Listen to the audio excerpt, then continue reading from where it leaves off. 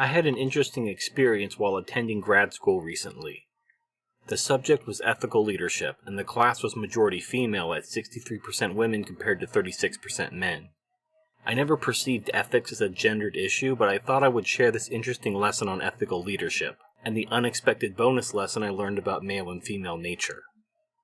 The lecture was called Defining Moments by Joseph L. Badaracco of the Harvard Business School. I would include clips from the lecture, but the video is copyrighted and behind a paywall, so I will paraphrase the lecture instead.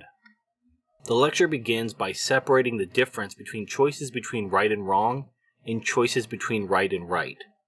While the choices between right and wrong are fairly easy and the answer is fairly obvious, what do you do when the choice isn't between right and wrong but two rights?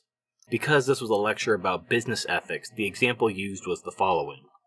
Imagine that you're an executive within a company, and you're close friends with one of the managers. He comes into your office and tells you that he's found his dream house, and that even though he had to dip into his son's college fund, he just wanted to tell you how excited he was. Now, while he's talking about this, you know that layoffs are coming to the company, and your friend's name is on the list. As a corporate officer, you have a duty to the company not to mention the layoffs to your friend. However, as a friend, you have a responsibility to help him avoid a serious financial mistake. And you also have a duty to tell the truth. This isn't a dilemma of right versus wrong, but right versus right. The choices between two rights, between the competing responsibilities of two groups, are the hard questions. These are the questions that get your hands dirty, and define you not only as a leader, but as a human being. The lecture provides 4 questions to understand and evaluate these right versus right questions and to make an ethical decision. The first question is to ask which outcome will benefit the largest amount of people. This is called the utilitarian approach and originated in the 1800s from John Stuart Mill. The limitation to this approach can best be demonstrated by presenting the following scenario. Is it ethical to murder someone in order to harvest their organs in order to save 5 people?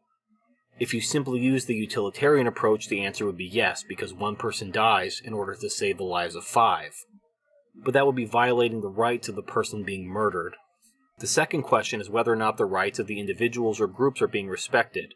This is known as the rights approach. The origins of the rights approach can be found in several foundational documents such as the American Declaration of Independence.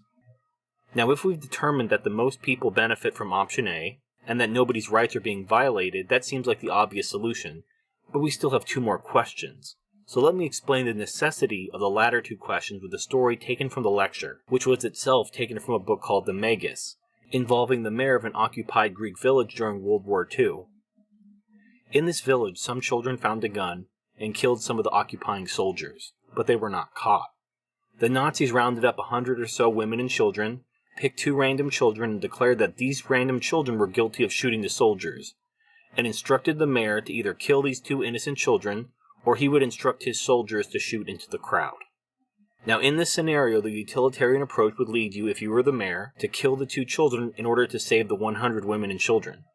The rights approach would not affect this choice because both options would lead to the same violation of rights for either the 2 children or to the 100 women and children. In the account, the mayor took a rifle, aimed it at the children, pulled the trigger, but heard a click because the rifle had no ammunition. The Nazi commander then instructed the mayor that he would have to beat the children to death with the rifle.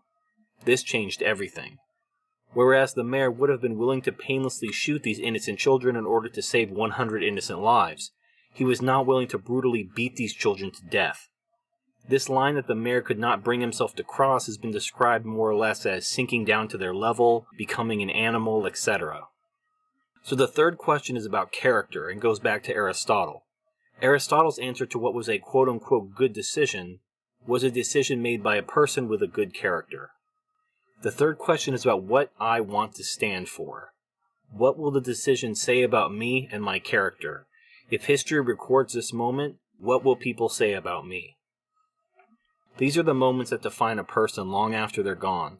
It's not about consequences or rights, but what a person stands for. The fourth question is simply, what will work in the world as it is? This question comes from Machiavelli. He wasn't saying to take the easy way out, or to play to the lowest common denominator, but to do what would work once all available resources have been brought to bear. This is known as the pragmatic approach. So to review, there are 4 questions. One focused on consequences, one on rights, one on character, and one on pragmatism. The important thing is to take all these questions as a unified system and not simply pick your favorites and ignore the ones you don't like.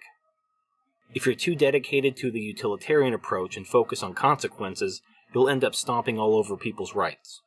If you're too dedicated to the rights approach, you'll end up doing nothing, especially in today's society where more and more rights and labels of victimhood are created every day.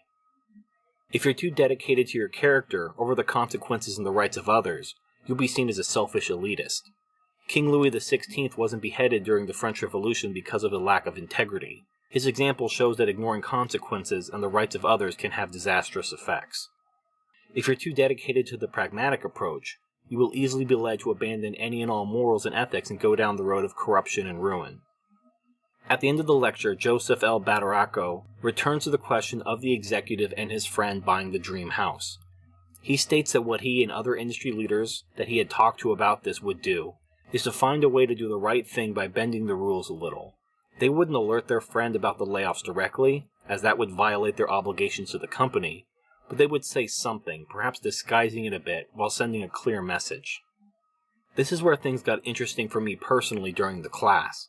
As a reminder, my class is mostly women, and all the women in the class agreed that they would not say anything to their friend, because they would not risk their position. When confronted about what they would do once he bought the home and was subsequently laid off, and confronted them about why he wasn't warned, the most vocal of the females blamed the friend by saying, quote, "If he was really my friend, he wouldn't have put me in that position," unquote. So not only would they have done nothing to help their so-called friend, but they would blame them after the fact, and make themselves out to be the victim for being put into a position where their ethics would have to be put to the test. Meanwhile, all the men in the class, including myself, agreed that we would help the friend without violating our other duties through an internal compromise, which again is in harmony with the lecture itself. Prior to this, I had never thought of ethical leadership as a masculine trait. I was aware that women prefer male bosses even more than men do, but I had previously assumed that this was because women could manipulate male bosses easier than female bosses, but now I believe it's more than that. I believe that based on my observations that women are incapable of ethical leadership due to their selfish natures. Not only did these women make the statement that they would do nothing to help their friend, even after just viewing the lecture and being told the answer, but they even admitted that their motive was that they would not jeopardize their position personally. They didn't care about consequences, rights, integrity, or even pragmatism. They were only interested in what benefited them.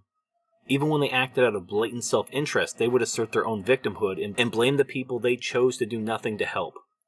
I'm not even convinced that the gender of the friend was an issue, but it would be interesting if I could go back and ask the female students if they would help the friend if it was a woman. This experience has led me to believe, barring any new information, that ethical leadership is a male characteristic. Women make terrible leaders, not because they were called bossy as a child, or because of traditional gender roles, but because women are inherently selfish and thus incapable of ethical leadership. Put into a position wherein the leader has responsibilities to multiple parties, women would only seek their own interest, while men seem much more capable, indeed perhaps solely capable, of balancing these responsibilities and seeking the most ethical solutions possible. So that's my theory, but I'm interested in knowing if you've experienced the same things when dealing with women in leadership roles. Have you had a female manager or leader that would bend the rules to do the right thing for someone else at their own expense? Or will they only do what's in their interest while claiming the victim role for themselves the entire time? Let me know in the comments section what you think. Thank you for watching, and I'll see you next time.